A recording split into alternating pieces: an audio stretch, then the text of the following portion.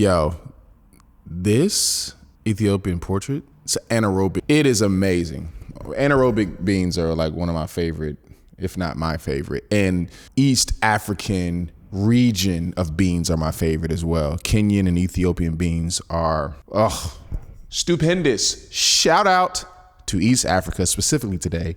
Shout out to Ethiopia. Did you know the first coffee, should I say, was made in Ethiopia? It is no surprise, should I say, that Ethiopia has some of the best coffee. Well, if my videos prior to this have not already frustrated Christians enough, annoyed some Christians enough, this one is probably going to do worse. I think some people are a bit annoyed with the ambiguity of my language that I use regarding my process out of faith. But in any case, I will try to answer this question. What do you believe now? That's one of the questions that have been very common since I've left Christianity. And I want to start this off by saying or reiterating a point that I made in one of my earlier videos, that you don't have to know where you're going to know that you should not stay. So there's going to be a lot of ambiguity. There's going to be a lot of vagueness in my answer. I'll try to be as concrete as possible out of respect for those who really are interested. But I also have no shame in knowing that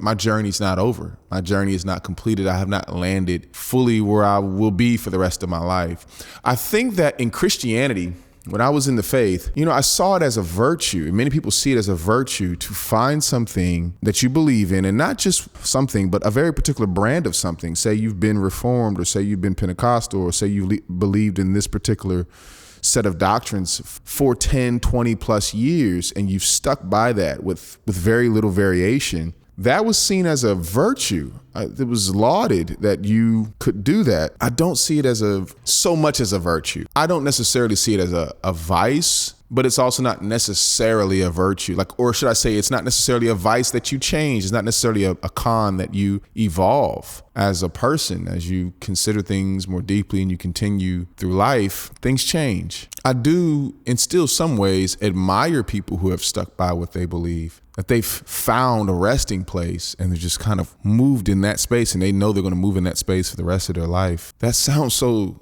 stable, I grew up at a military base, around a military base at least, Fort Hood, Texas, one of the largest, if not the largest Army base in the world. It was not uncommon to have friends who bounced around all the time. They were what we call Army brats. They grew up in 15 different places in their life, I was fortunate enough that I didn't have that issue. My dad got out of the Army fairly early and we just kind of stayed in the area. But I was acquainted with so many people who would land somewhere with this sort of notion in the background, knowing that they're going to be somewhere else, or that there's a possibility they'll be somewhere else in the next 2 or 3 years. And that thought was pretty unsettling. Kids don't like having to make new friends and get adjusted and finally feel like they like some people and some people like them and then have to go somewhere else. It's a tough thing for a kid. They get used to it, but they also develop some sort of tendencies and mechanisms within themselves to sort of prepare themselves to be disconnected from people that they really enjoy. I feel that way. I feel somewhat like the Army brat these days. I'm not quite sure where I'll be in the next 2 years. And I sort of, in some way, if I can say it this way, I'm a bit envious of people who are where they're going to be, and they've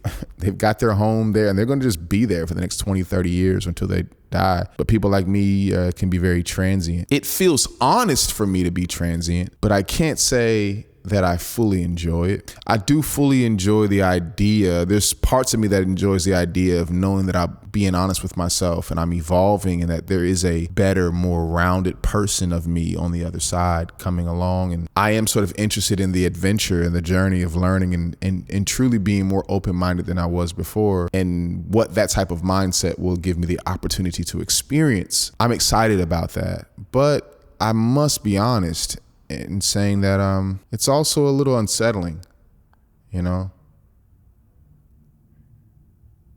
to feel like you don't quite have a home yet. In this series of talks, I'll be honest in my critique of religion and Christianity specifically, and specifically my own experiences within religion. But I also try to be honest about my critiques outside of this, honest about my frustrations with this side of it as well. You know, everyone's life has uncertainty. What do I believe now, Joe? Come on, get to the topic. Sheesh, bro. My goodness. By the way, you know you got a good cup of coffee if it can be not hot and still be flavorful and good. I think maybe one approach to defining what I believe now, it might be easier to define what I don't believe, and maybe I'll try to, herd what I actually believe and kind of corner it somewhere. Obviously, one, I don't believe in Christianity, and maybe I'll make a separate video about what do I believe now about Christian. How do I make sense of Jesus and certain teachings of the Bible? But just in general, I don't believe that the faith of belief in Jesus as the way, the truth, and the life, I no longer believe that as of now, right? I can tell you what my tendencies are as well, in that what I don't normally believe. I know that I'm just a natural born skeptic, and I'm just every hint now, especially of mysticism or spirituality or supernatural. I know that I have a presupposition. All of us do. I'm very aware of my presuppositions, or at least I try to be. I try to be honest about them. And I'm aware that I tend to look at things with a side eye when someone claims a prophecy or a supernatural experience that they had that wasn't verifiable. I tend to be a naturalist at heart. I think that I'm aware that much of what I tend to lean to begins to sound like atheism, begins to sound like someone who doesn't believe that there is not just a God, but just spiritual and supernatural forces at play in general. I know that's my tendency. But the reason why I won't label myself particularly an atheist is because I don't have an active, it's not like I'm pursuing an unbelief in God or pursuing the persuasion of others to have disbelief in God. But also it's because not much has changed in me, in the sense that I know there's something in me that wants to believe. I remember just recently a friend of mine, I think we were talking about, I think she was bringing up this idea of, meeting someone in another life. Do you think you could have met someone in another life? And they believed in that. And they asked me if I believed in that. And I said, well, you know me, I tend not to believe in stuff like that. I don't know how much good it does for me to believe in that. But then what I said after that was quite interesting. It was the first time I had said it. It was the first time I really had thought it, I think, or at least organized the words to think it, organized the thoughts. And this is what I said. I said, but I am tired of not believing in stuff.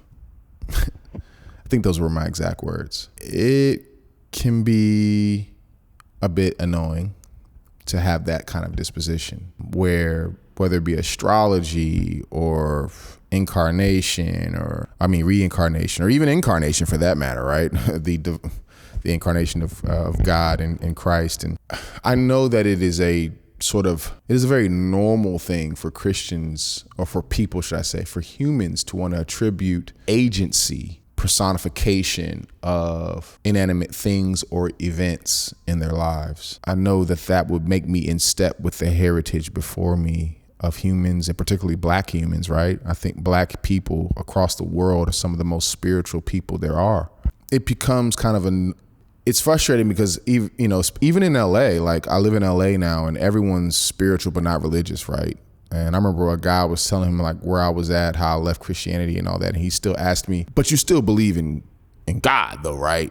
He was cool with everything else I was saying, but people want to know that you still believe in. So still, even non-belief is still very much the minority. People still kind of look at you weird that you can believe in astrology and what is it called, Reiki, and energy healers and all that stuff. All that stuff's out here. People are always okay with that, but not okay with you being just but you don't believe in anything? And again, it's not an active disbelief. It's just that I know my tendencies, But I will say, this side of things, it is at least a little easier to be okay with the open-endedness of the disbelief rather than trying to force myself into belief. So meaning that I think now, I tweeted the other day, the Bible says, seek and you shall find. And people keep telling me that about God, telling me, seek and you shall find. You haven't really looked for him. I think I'm in a space right now which I have been for a while, but I think I'm more decisively in this space where I have stopped really like looking. And I think that's such an interesting comparison to, some of y'all even saw the video I did, one of the first videos I did on this channel, where I actually lost my keys, could not find them. Have you ever noticed that when you lose something, you look so hard for it? I mean, you turn the place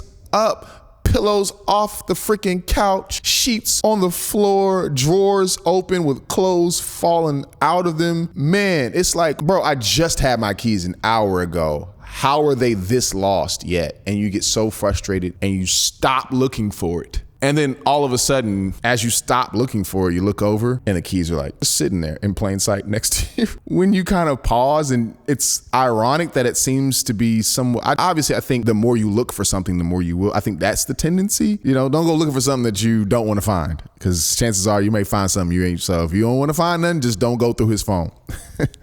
So that is a tendency too, but there's also a tendency, it seems, that at least in my life, I've also noticed when I stop looking for something, it tends to just pop up. And I think that's in the space that I'm in my life right now, where I've kind of given up on the search. And in that, when I've sort of truly surrendered to that idea, some good thoughts and wisdom and spirituality even has been kind of coming out of that. And I don't want to become aware of it too much. It's kind of like a dream, you know? When I was a kid, I can't do it as much as an adult. It's crazy. I could lucid dream like all the freaking time. Basically, I could have a dream and then within the dream be aware of it and be like, oh, I'm in a dream. I can do whatever the heck I want to do in this dream. And I just do whatever I want. No, illegal stuff.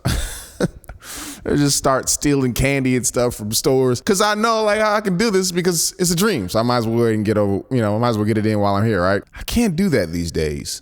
When I become aware that I'm dreaming now, I try to let go of that thought, because I know if I become too aware of it, the dream will just kind of fade away. That's kind of where I'm at with the spirituality, in the sense of like, I don't want to become too aware of my journey and too aware of like what I'm looking for, or that it's coming to me, you know, that these beautiful moments have been kind of showing up at my door. I don't want to become too aware of it, because then like, that's when I'll start trying to make it come to me. And then that's when it goes away. One of my nieces, who's like a niece, like my god niece to me. She's like, she does not like when people are all up in her face. If you are trying to get attention from her, she will give you less attention. Like that's her MO.